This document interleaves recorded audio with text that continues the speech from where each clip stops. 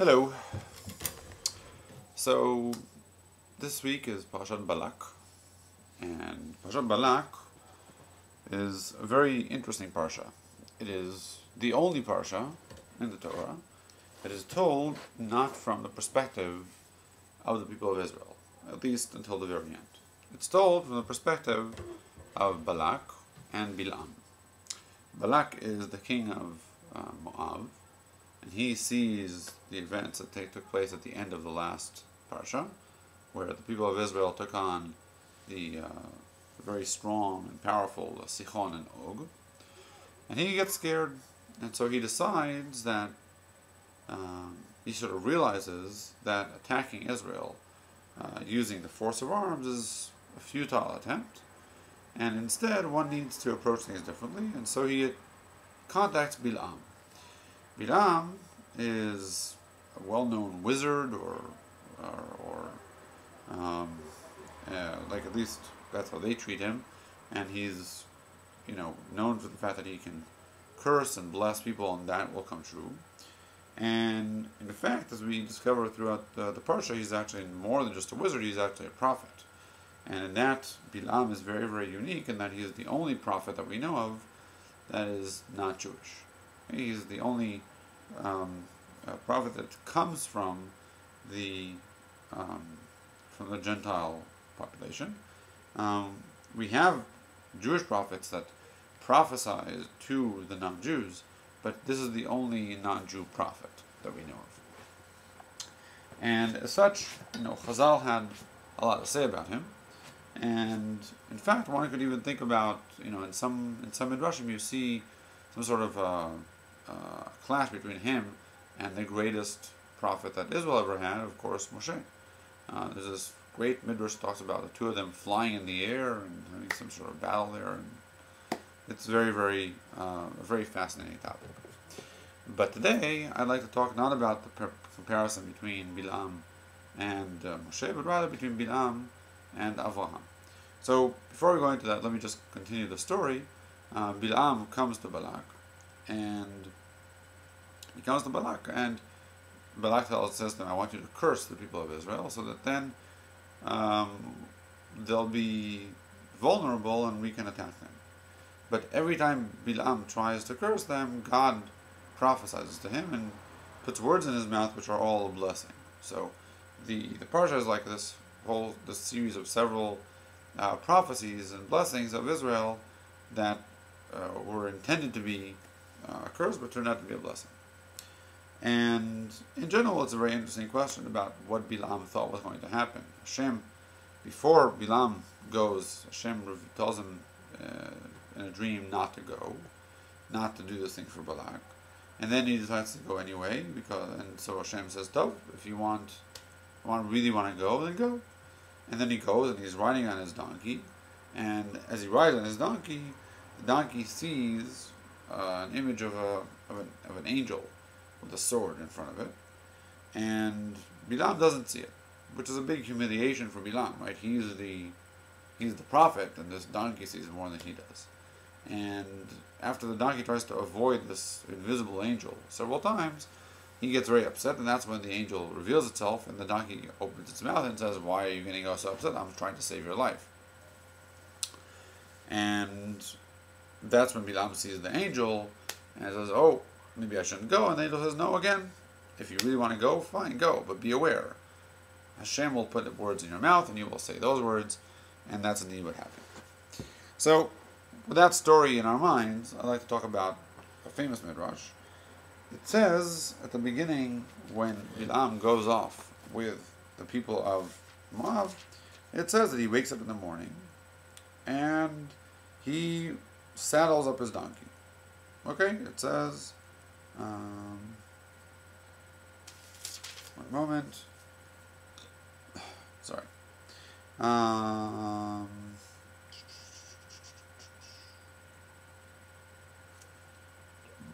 Yes, ויקום בלעם בבוקר ויחבוש את אתונו וילך עם שרי מואב. So it says that he saddled his donkey. This Chazal associated with another place where somebody saddles their donkey, and that is with Avraham, when he's told to go into Akedat Yitzchak, the binding of Yitzchak, it says, "V'yashkem avam aboker, v'yachavoshet chamoro." Okay, very the same language, or similar language, right? V'yakom baboker, v'yachavoshet atono, same kind of thing. So Chazal say, "Ha'ahava v'asin'ah mekalkelet et hashua." That love, in the case of Abraham, a love for God, and sin'ah, hate, the hate of Bil'am for the people of Israel, mekalkelet et hashua, make a person go outside of what they usually do, make them sort of go to, personal extremes in attaining the things that they really, really want, that they desire. And this is not the only midrash that Chazal used to compare Avraham and Bil'am, and I won't go into all those today. I just want to point out that this parallel exists, and I want to try and understand better, together with what it is that this means. Why are we looking at these two and comparing them? So, first of all, the comparison doesn't just end with this verse. The comparison between Bil'am and Avraham begins to be very, very clear once you start reading a little bit. When Bil'am is called to Balak to come along and curse the people of Israel, what it says is, he sends him a message, and he says, "Ki yadati et asher tevarech mevorach, ve'et asher ta'or yu'ar." I know that who you curse, you bless will be blessed, and whoever you curses will be cursed. This should remind us very clearly of what God tells Avraham at the beginning of Parashat Lech Lecha.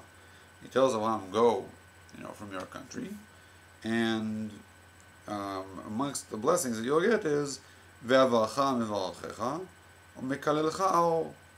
I shall bless those who bless you, and those who curse you, I will curse. So this, connection of who curses will be cursed versus who you curse will be cursed, in the case of Bil'am, very similar structure, and not very common too, right?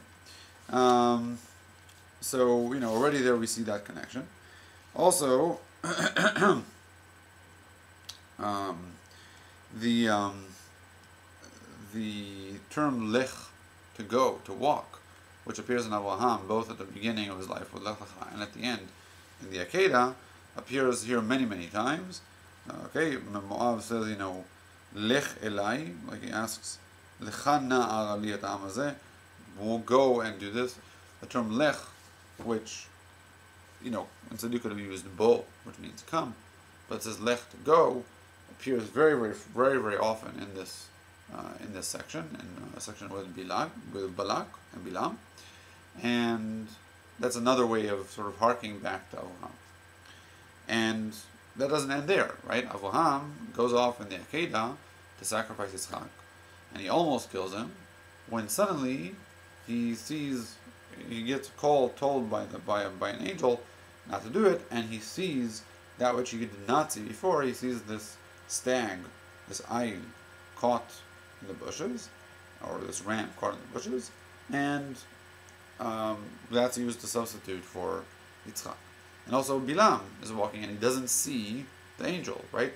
And he almost kills the donkey, just like Avraham almost killed Yitzchak, until he suddenly sees the angel, right? Like Avraham heard the angel, and seeing the angel, that God opened his eyes, is like God opened Abraham's eyes to see the ram, so it's very, very similar there. Though you might say that this is a parody, right, of what happens to Avraham. And we said that it's a very shameful thing for Bil'am, the great prophet, that he did not see this thing which a donkey could see. And in that sense, it's a parody, right? Think about, Avraham about to kill his own son versus Bil'am about to kill his donkey, right? So there's some sort of a parody going on with it. So indeed, there are many, many sort of parallels which raise the question again of why. What is the meaning of this connection?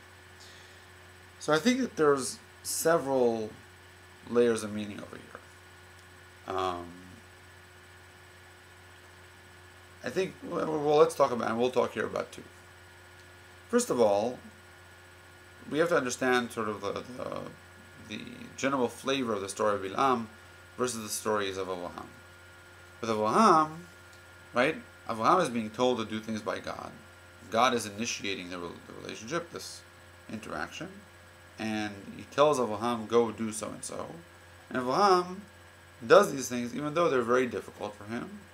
You know, the first step of, you know, just leaving his country, leaving his family, and the second one, you know, the one of the Akedah, of killing his only son, his only real sort of legacy for this world, and again, basically forcing himself to remain with nothing. Avraham is doing things he doesn't want to do, and he does them anyway because God commanded to do them. And Bil'am is exactly the opposite. Bil'am asks Hashem, can I do this? He wants to do something. He's initiating it because he was asked to do it, but still he's the one who's pushing for this to happen. Hashem tells him no. He says, please. And Hashem tells him no. And then he eventually goes anyway. So he's going against God's will. Okay? And he's not following God's will. He's going against, knowingly against, what God commanded. Exactly the opposite of what Avraham is. So Avraham, who's like the champion of faith, who does things just because Hashem said him to do it, is paralleled here with Bil'am, and who is exactly the opposite, who does whatever he can to go against God's will, and doesn't, and sort of was willing to go, as to try several times to do this. And again, in that sense, we can now understand that first midrash that I quoted earlier, the one that said, ahava and sin'ah mechakelet teshuvah, that love and hate, push a man to do things that are beyond the norm of what that person would do. Avraham was so excited, or not, wasn't excited, but he loved God so much, and that he himself woke up to saddle his own donkey. He took initiative. He didn't just sort of do things as terrible as they may have been because God said so, but none involved. If he was going to do something that Hashem said, he wasn't just going to do it because Hashem said. He wouldn't be forced into it. He was going to do it out of love to Hashem, even if it had a dire price for him. Bil'am is the opposite, right? Bil'am is going to try and do things against what Hashem wants. He'll also be forced to do things, but he's going to be forced against his will. And the reason he's going to try and do this anyway is because of hate, because he hates the people of Israel. And, and again, you can see clearly this, contradiction between the two. But I think also there's something more, and we'll finish with that. I'm a bit tired today, so this will be a short version, a short MyDrash. What really makes, I think, Bil'am and Avraham similar, and their stories communicate with each other, is that both of them were unique in their environment. Avraham was the first person to really discover God, and sort of his own initiative, and against the environment in which he grew up, take that up and go with what he believed in. And that was Avraham, right? That's sort of the way that he operated. Bil'am was in the same position. He was also amongst the heathen, amongst idol worshippers, and he was the only prophet that the non-Jews had. But he didn't have to remain that way. He could have also become another Abraham. He could have been another Yitul, right? Who discovers God and says, I want to join. And he should have been that way. He's a great prophet, right? But instead, he doesn't do that. Instead, he sides with the enemy as much as he can, and tries to use his knowledge and his prophetic ability to harm the people of Israel. Chazal say that Bil'am was given this power to show them to show the non-Jews why they don't deserve to have a prophet, because I gave you a prophet. Look what he tried to do. But I think it's more than that. I think that we go back and get to the ahava and sin'ah, love and hate, that the message that we get from this story is that great knowledge and great power, even when that power is connected to God, don't automatically lead to the right choices. And that there's always a choice. And Bil'am is the proof that there's always a choice. Bil'am is the proof that Abraham's greatness wasn't just a result of him being very spiritual, very intelligent, very perhaps an inquisitive mind. All those things aren't enough. You need to also know what direction you want to take these things to. Because Abraham and Bil'am were very similar, and they made opposite choices of where they take their insight and their abilities. Right? Abraham took it to his love of God, and Bil'am saw it as a power that he should be able to control. And like Balak says, whoever you curse will be cursed, as if it's something that Bil'am controls. And that's how he took it, and that's where his downfall came. And this is very important because, to me, beyond the important message that comes from this, which is that, our choices matter, and that, our lives are not predetermined by sort of the environment in which we grow up. I think that it's also important on another level. There are certain groups within the religious community that claim that the only reason people don't believe is because they haven't learned enough, because they haven't thought it out, because it's clear that there's some sort of a rational proof that that God exists, and that the Torah is right, and you all have to do it, and that it's sort of just an issue of understanding in your head that what is right. And I think this story, amongst others, proves to us that that's not true. That a person could have the same qualities in terms of his understanding and his exposure to the world, and make the opposite decision. How you could do that? How could a person understand that there's a God and still not believe in God or not go by God? That's a topic for a different MyDrash. Join me next year. We'll talk about that. But it still is the message, right? You have Bil'am, you have Balak, and the only difference between the two of them was love versus hate. And the power of that decision, of what a person decides to be, should never escape us. We should never forget. In the end, it's about a decision. It's not about anything technical. Shabbat shalom.